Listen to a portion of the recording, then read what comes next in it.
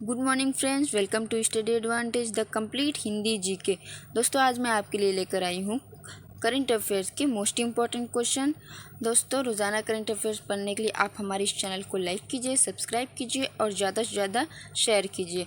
Current affairs की PDF आप नीचे डिस्क्रिप्शन से डाउनलोड कर सकते हैं। आइए दोस्तों आज का पहला क्वेश्चन देखते हैं। आज का पहला क्वेश्चन है, हाल ही में किस देश ने कोवैक्स पहल में शामिल होने की घोषणा की है? तो इसका सही आंसर है दोस्तों ऑप्शन सी, चीन। जी हाँ दोस्तों, चीन ने कोवैक्स पहल में शामिल होने की घोषणा की है। आइए कुछ इंपॉर्टेंट पॉइंट देखते हैं। कोवैक्स फैसिलिटी एक अंतर्राष्ट्रीय समझौता है जिसका उद्देश्य वैक्सीन का डेवलपमेंट, प्रोडक्शन और उसे हर व्यक्ति तक पहुंचाना है। GAVI इस फैसिलिटी को लीड कर रही है। इसके तहत सभी देशों और वैक्सीन बनाने वाली कंपनियों को एक साथ ही मंच पर लाना है। GAVI जिसका फुल फॉर्म है global alliance for vaccine and immunisation. दोस्तों चीन पूर्वी एशिया में स्थित है और चीन विश्व का सर्वाधिक जनसंख्या वाला देश है। चीन के राष्ट्रपति शी जिनपिंग हैं और यहाँ के प्रेसिडेंट हैं बीजिंग। वहाँ के PM हैं ली क्विंग। नेक्स्ट क्वेश्चन है, हाल ही में भारतीय मूल के किस शिक्षाविद को हार्वर्ड बिजनेस स्कूल का डीन नियुक्त किया गया है?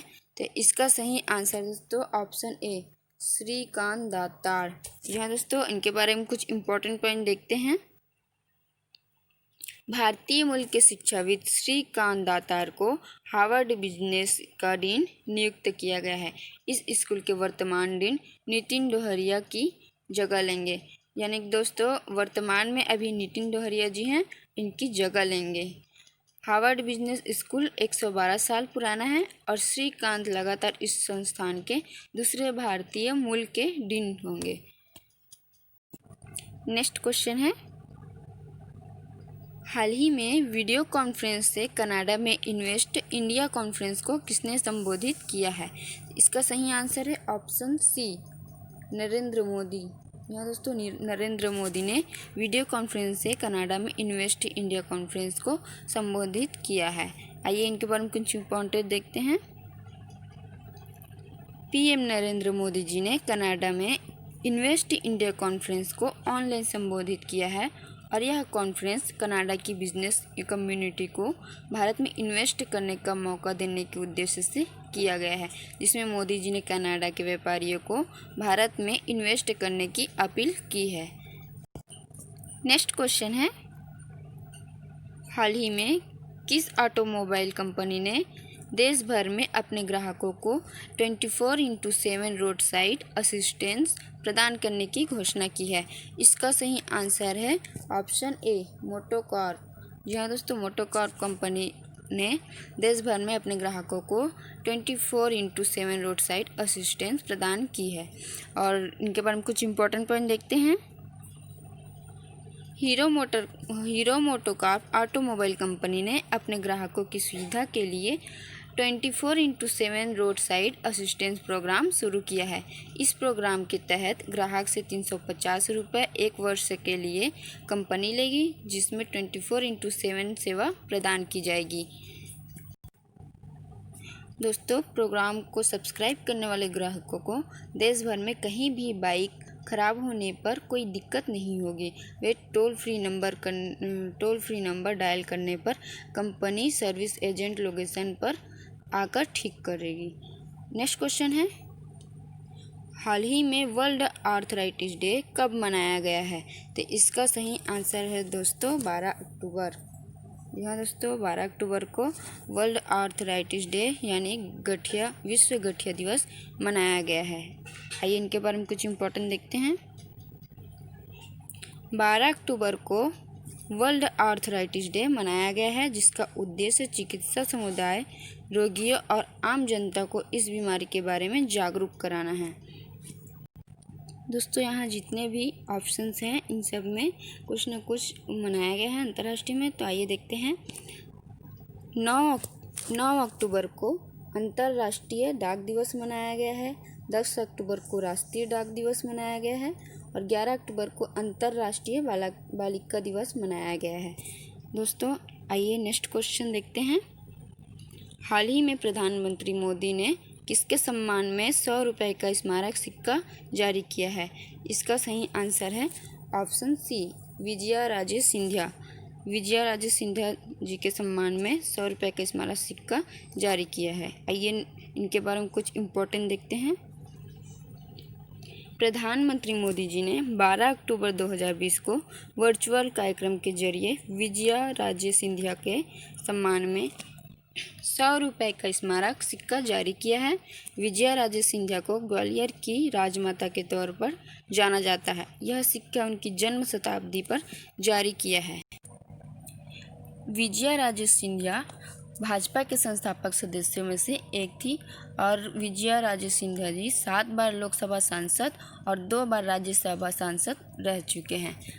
नेक्स्ट क्वेश्चन है, हाल ही में वृक्षारोपण नीति शुरू करने वाला पहला राज्य कौन बना है? तो इसका सही आंसर है हाल ही में वृक्षारोपण नीति शुरू करने वाला पहला राज्य ऑप्शन ए, दिल्ली है। आइए इनके बारे में कुछ इम्पोर्टेंट देखते हैं।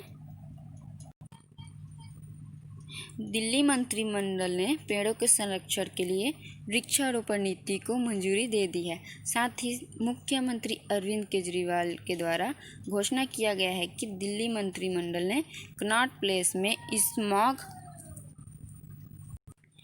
स्मॉग टावर लगाने को मंजूरी दे दी है। उन्होंने कहा है कि दिल्ली सरकार ने ट्री ट्रांसप्लांटेशन पॉलिसी को पास कर दिया है।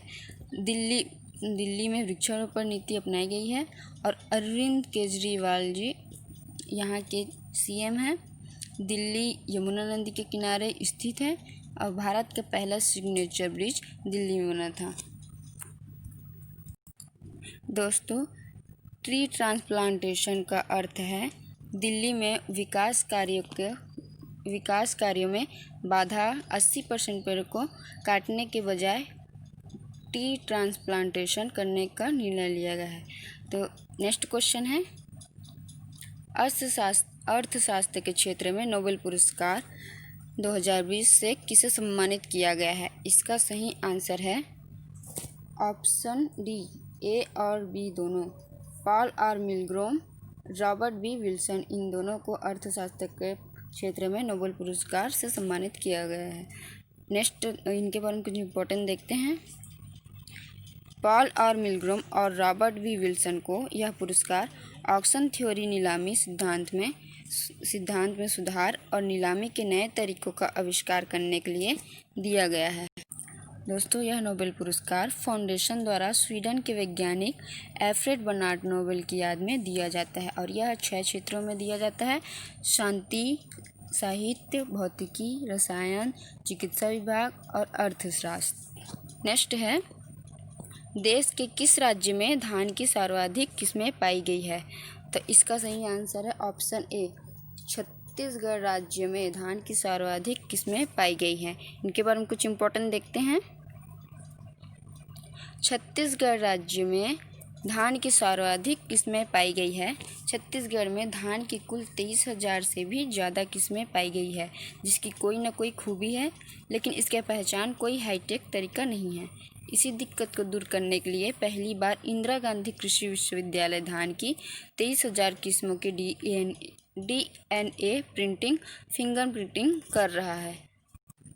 नेक्स्ट क्वेश्चन है, किस राज्य में भारत का पहला उन्नत विनिर्माण केंद्र स्थापित किया जाएगा? तो इसका सही आंसर है ऑप्शन बी, तमिलनाडु में भारत का पहला उन्नत विनिर्माण केंद्र स्थापित किया जाएगा। इनके बारे में कुछ इम्पोर्टेंट देखते हैं। इस केंद्र के तहत राज्य को सौर ऊर्जा, इलेक्ट्रॉनिक्स, इलेक्ट्रिक मोबिलिटी और वस्त्र के क्षेत्रों में मदद करना है। अब आई है तमिलनाडु की बात। तो दोस्तों, तमिलनाडु की राजधानी है चेन्नई। यहाँ के सीएम है के पलानीस्वामी। यहाँ के गवर्नर है बनवारी लाल पुरोहित। तमिलनाडु के मुख्य न्यायाधीश है अमरेश्वर प्रताप माही। और तमिलनाडु के 3 पड़ोसी राज्य है केरल, कर्नाटक और आंध्र प्रदेश।